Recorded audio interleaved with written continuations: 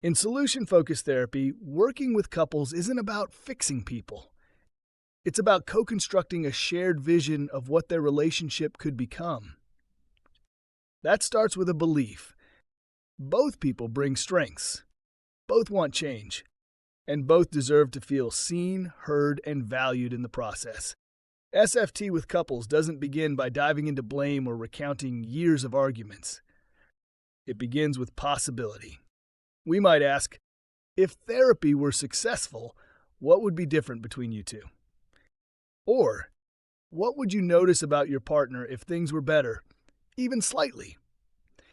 These questions gently reframe the conversation. Instead of focusing on what's broken, we start exploring what works, what's meaningful, and what could grow. We ask each partner to describe the preferred future, not just for themselves, but for the relationship. What would a good day together look like? How would you communicate during a tough moment?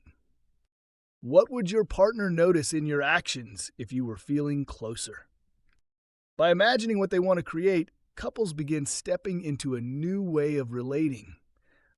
We also highlight exceptions, moments when things went better than expected. When was the last time you worked through a disagreement well? What did each of you do that helped make that possible? This builds the relationship on a foundation of shared success, not just shared pain. Scaling is another powerful tool. We might ask each partner, on a scale from 0 to 10, how connected do you feel today? Then follow up with, what makes it that number and not lower? What would a 1-point improvement look like for you and for your partner? These questions invite reflection, not defensiveness. They create language for growth that feels achievable and clear. SFT also encourages compliments and acknowledgments within the couple. We might invite them to notice and name what they appreciate. What's one thing your partner did this week that helped you feel supported?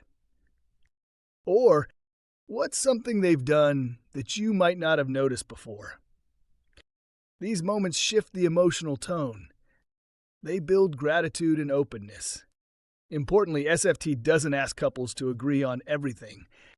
It helps them agree on one thing: progress is possible. And even small signs of that progress are worth celebrating. Our job as therapists is to stay neutral, affirm both perspectives, and guide the process with hopeful curiosity. If things get stuck, we don't dig deeper into the problem. We pivot. What's helped you come back together in the past? What tells you this relationship is still worth investing in? SFT invites couples to become allies in creating the future, not enemies trapped in the past. It's not about fixing all the problems at once.